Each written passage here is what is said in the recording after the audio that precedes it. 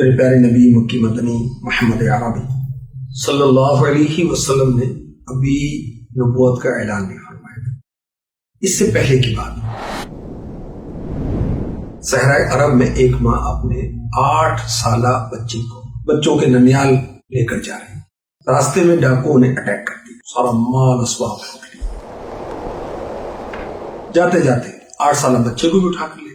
ان ڈاکوؤں نے مکہ مکرمہ کے مشہور بازار میں، اس کا نام ہے عکاظ، اس بچے کو سیل کر دیا، فروخت کر دیا۔ حضرت سیداتنا خدیجہ الکبریٰ رضی اللہ تعالی عنہ نے اپنے بھتیجے حضرت حکیم بن حزام رضی اللہ عنہ سے فرمایا، میرے لیے ایک عربی النسل سمجھدار غلام خرید لا۔ حضرت حکیم بن حزام رضی اللہ عنہ نے بازار میں اسی بچے کو دیکھا، خرید کر اپنی انٹی کو پھوپھی کو پیش کر دیا۔ جب حضرت خدیجہ الکبریٰ رضی اللہ تعالی عنہا میرے آقا علیہ الصلوۃ والسلام کے حرم میں داخل ہوئی، نکاح میں آئے، تو اللہ کے حبیب صلی اللہ علیہ وسلم کو اس بچے کی عادات دیکھ کر اس بچے کی محبت پیدا ہوئی۔ آپ نے حضرت خدیجہ الکبریٰ رضی اللہ تعالی عنہا سے اس غلام کو طلب کیا۔ حضرت خدیجہ الکبریٰ رضی اللہ تعالی عنہا نے اس بچے کو بطور غلام بارگاہ اقدس میں تحفتاً پیش کر دیا۔ یہ وہ ہیں کہ جن کا نام قرآن پاک میں ذکر کیا گیا، صحابہ کی شانیں قرآن میں بیان ہوئی ہیں، لیکن بائی نیم کسی صحابی کا تذکرہ ہوا تو یہ وہ ہیں، ان کا نام ہے حضرت زید بن حارثہ رضی اللہ عنہ۔ والد صاحب کو ان سے بڑی محبت تھی اور ان کی یاد میں روتے، اشعار کہتے، ان کو ڈھونڈتے۔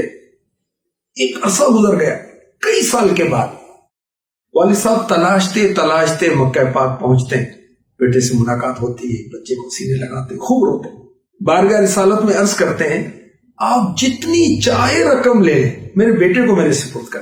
میرے آقا صلی اللہ علیہ وسلم کی شان کریمی، فرمایا رقم کا مطالبہ نہیں کرتا، زید کو اختیار دیتا ہوں، زید چاہیں تو میرے پاس رہیں، چاہیں تو آپ کے ساتھ وطن چلے جائیں۔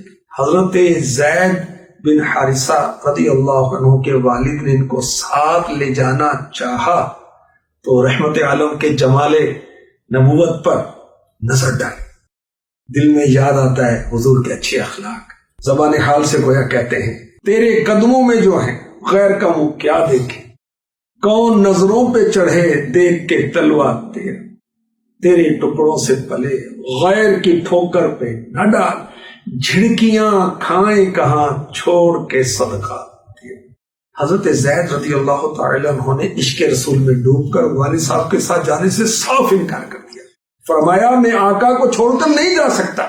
اب حارثہ نے اپنی بیٹی کی محبت، حضور سے لگاؤ، حضور کی ان پر شفقت کو دیکھا، سمجھ لیا، پہچان لیا، تو اپنے بیٹے کو حضور صلی اللہ علیہ وسلم کی بارگاہ اقدس میں چھوڑ کر روانہ۔ میرے آقا صلی اللہ علیہ وآلہ وسلم کی شفقت کا کیا کہنا۔ اس واقعے کے بعد اللہ کے حبیب صلی اللہ علیہ وسلم نے حضرت زید بن حارثہ رضی اللہ عنہ کو آزاد فرمایا اور اپنا منہ بولا بیٹا بنا لیا، اور اتنا نوازا کہ جب حضرت زید بن حارثہ رضی اللہ تعالی عنہ کے بیٹے حضرت اسامہ رضی اللہ تعالی عنہ پیدا ہوئے تو میرے آقا صلی اللہ علیہ وسلم اپنے ایک مبارک کاندھے پر حسن و حسین کو اٹھاتے ہیں اور ایک اپنے کاندھے پر اپنے غلام کے شہزادے اسامہ کو بٹھاتے ہیں، اور اسی کیفیت میں مجمع عام میں تشریف لے آتے ہیں۔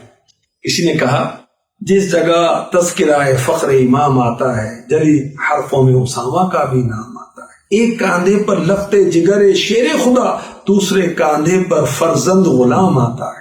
صحابہ کرام رضی اللہ عنہ حضرت زید رضی اللہ عنہ کو پہلے زید بن محمد کہا کرتے تھے صلی اللہ علیہ وسلم۔ سورہ احزاب کی 5ویں آیت، ادعوہم لآبائہم هو اقسط عند اللہ، یعنی انہیں ان کے باپ ہی کا کہہ کر پکار، یہ اللہ کے نزدیک زیادہ ٹھیک۔ تو آپ کو زید بن حارثہ اب صحابہ کرام پکار